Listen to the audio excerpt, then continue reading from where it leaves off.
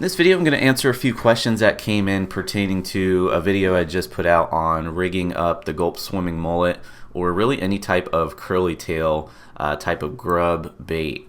Now, a few questions came in on our YouTube channel, and if you don't do this already, definitely be sure to go to our actual main site where we post a blog and an article about the video.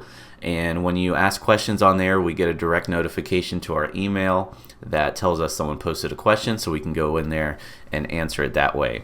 YouTube, it can get a little bit tough for us to get on here and answer every single question that comes in, which is again why we're doing some of these videos, so definitely be sure to do that. Also, if you haven't done so already, be sure to check out our Salt Strong Insider Club, where you basically have direct access to us to ask us any questions that you feel you need to be answered. And also, we have an inner circle group in addition to that, where we do a live call every Thursday, and we answer your questions right then and there live. So definitely be sure to check that out. So let's go ahead and dig into some questions here that we had on this video. Let's see here. Use it under a popping cork. Yes, they can work very well under a popping cork. You would rig them just the same. There really isn't any difference as far as rigging goes. Next question, when and in what conditions would you choose this type of bait compared to a paddle tail? And this question's from Alan Johnson. Really, this type of bait will work really well in the same conditions that you would throw a paddle tail in. You know, water that is somewhat murky, stained. You don't want to really throw it in very clean water because of a lot of the action that the tail puts out. It could actually turn away the fish or spook the fish. So any type of bait that has a lot of action to it, I prefer to use it in stained or dirty water. The next question came in from Fred Quintana. Is that a 2/0 or a 3/0 hook you're using? Not sure of the exact size. It's hard to tell with jig heads unless it says it on the packaging, but the jig heads that I'm using in this video were the Saltwater Assassin Pro Elite jig heads.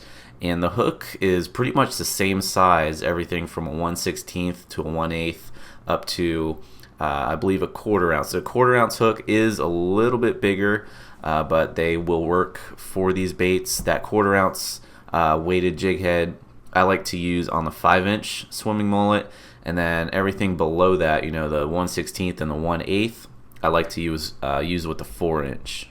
Moving on to the next question. This is from Tar Heel Texan. Had quite a few questions in here.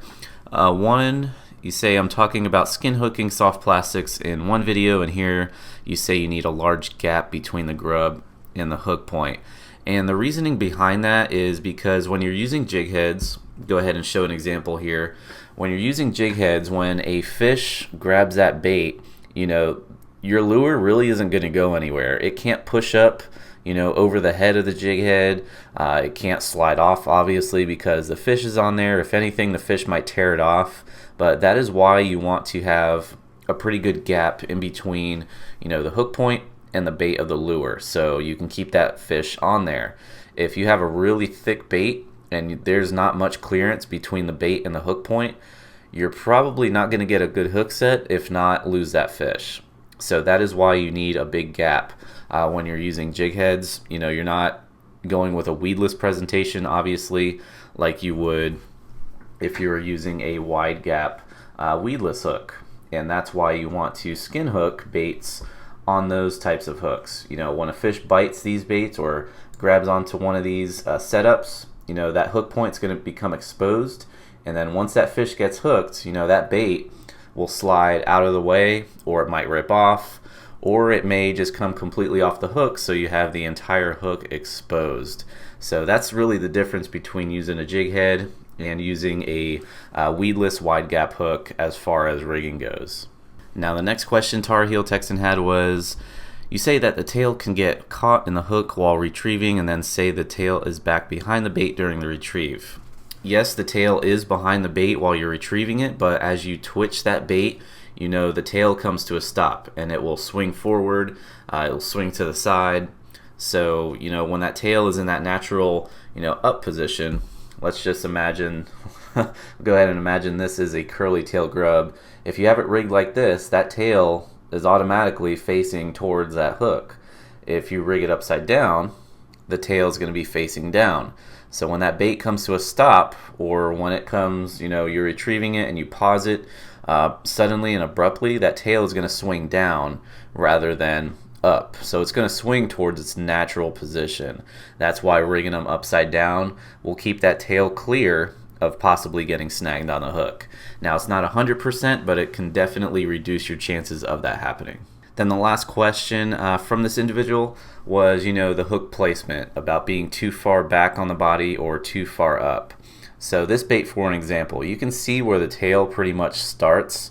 If that hook point or that hook starts coming out anywhere near where that tail section begins to really narrow down, it's going to affect the action.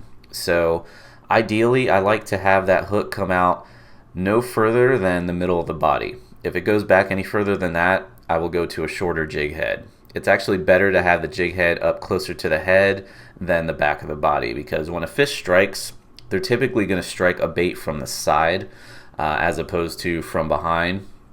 So they will most likely get that hook when you do get a strike. And if you're just getting little taps every now and then, it's most likely bait fish or puffer fish or something going after the tail or the back end of the bait. When a predator fish strikes, it's going to grab that bait and try to get most of it in its mouth, especially if you're using a small 3-inch bait. That's no problem for predator fish to fully grab and get hooked on. So again, make sure that hook point is anywhere from the middle of the body closer to the head of the bait. Now going back to some other questions, it looks like that is all for now that I see on this video. Mike Strong said no one uses Gulp anymore, better off just throwing money directly in the trash.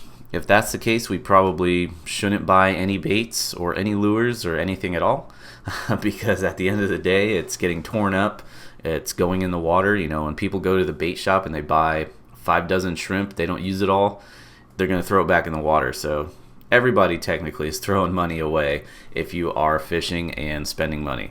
Now, one thing that you won't be wasting your money on, and we can guarantee you'll start catching more fish, is our Salt Strong Insider Club. All the lures and tackle is great, but that's not what's going to put you on fish. What's going to put you on fish is knowing the trends, knowing where you should be fishing based on the time of day, the tide, the time of year, the weather conditions. All those factors are going to come into play to get you on fish, and we help you out with that in our Insider Club. We put out tips on a weekly basis, a daily basis, fishing reports. We also have tons of reports from our 14,000 plus members as it's continually growing, everything from Texas all the way up to Virginia. We have all the tips you need and all the help you need right there in the community. So definitely be sure to check that out. So that will wrap up this video. If you have any questions or comments, please feel free to leave them down below. Until next time, thanks for watching, and I'll see you on the next video.